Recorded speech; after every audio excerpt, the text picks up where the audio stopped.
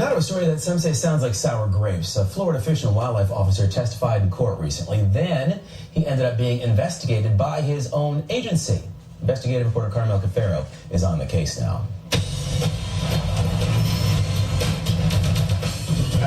William Stifler is a 15-year veteran of the Florida Fish and Wildlife Conservation Commission, or FWC.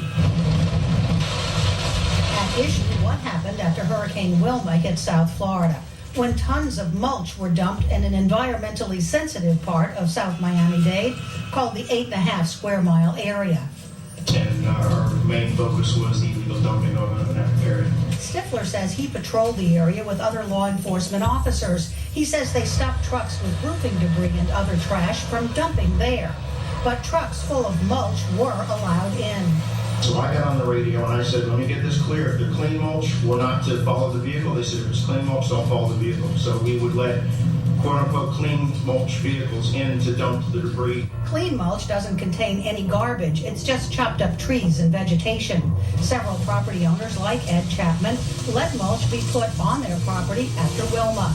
Chapman got in big trouble with Miami Dade County because officials contend the mulch was full of trash.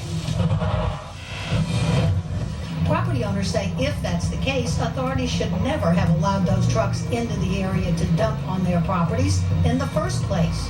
But in terms of allowing these truckloads in that were quote-unquote clean mulch, those were allowed in over a series of months? Correct. With the knowledge of Miami-Dade County? Correct. It was significant testimony. It was the first on-the-record statement that the county and other jurisdictions allowed that mulch into the 8.5 square mile area, made that poor decision after Wilma. Within days of Stifler's testimony, his boss got a telephone call from Derm, the Department of Environmental Resources Management.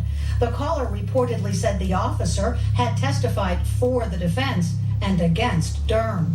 According to documents obtained by 7 News, a second Derm employee contacted Stifler's boss 6 days later. This time it was an email saying Derm was unaware Stifler was going to testify. Stifler had been subpoenaed by attorney Patty Beloira, who says the county attorney was aware the officer would testify. It is Derm exercising its muscle to intimidate. Stifler was cleared 4 months later. The final report indicates the complaint was unfounded. Stifler turned down our request for an interview, but Beloira says the officer should never have been put through an investigation in the first place.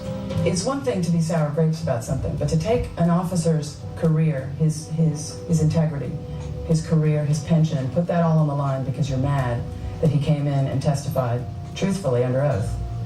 I mean, it's just ridiculous. It certainly concerns the administration of Florida Fish and Wildlife Commission. Rodney Barretto is the chairman of the FWC.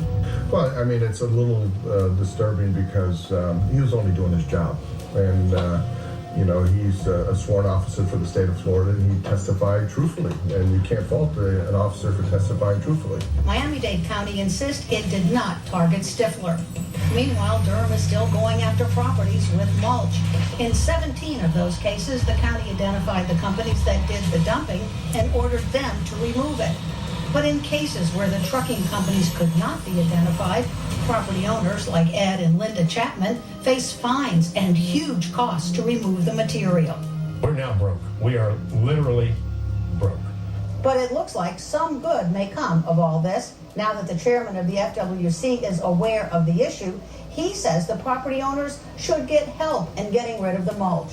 And he intends to put together a plan to try to do just that. Carmel, 7 News.